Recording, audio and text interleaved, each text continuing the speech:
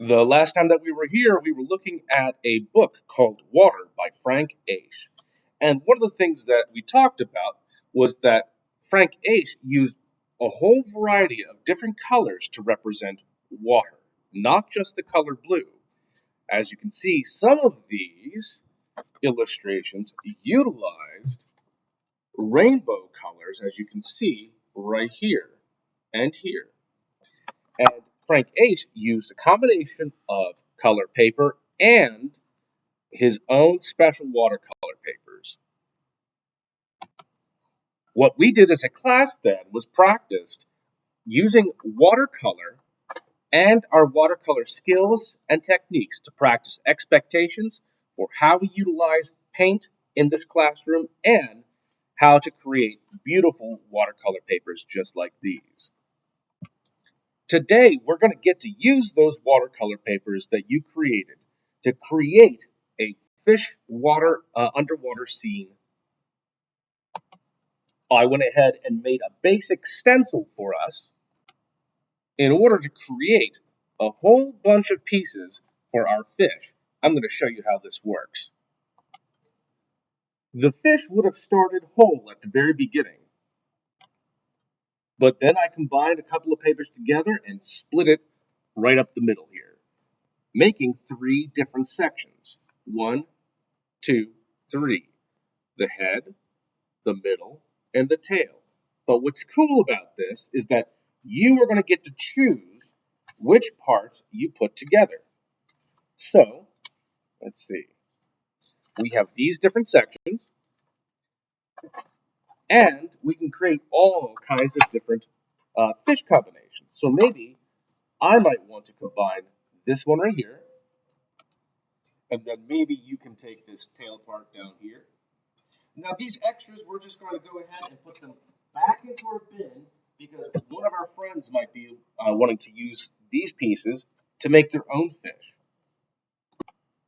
Once we know what our fish is going to look like, we're going to need our supply masters to get our oil pastels and our glue sticks.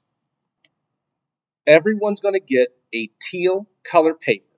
And then what we'll do is we will take our cap off, set it down, pull our glue stick out just a little bit. Never do it a whole bunch because that's a waste of glue and a waste of your time. Just a little bit is all we need. And what we want to do is glue our fish to our paper. You can put it almost anywhere, but I like to put it in the middle.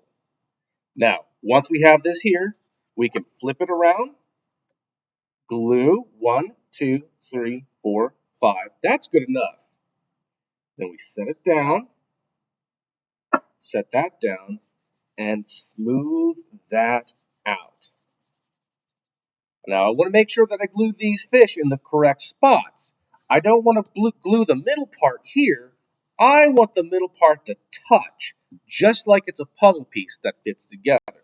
Remember, you don't want to put it like this because it doesn't really quite match. But there's good. I want you to repeat the process by flipping it over, adding the glue. Remember, I didn't stay there forever gluing this. I just needed a little bit of glue. I press this on, and the same thing happens over here. I'm also going to show you another technique as well.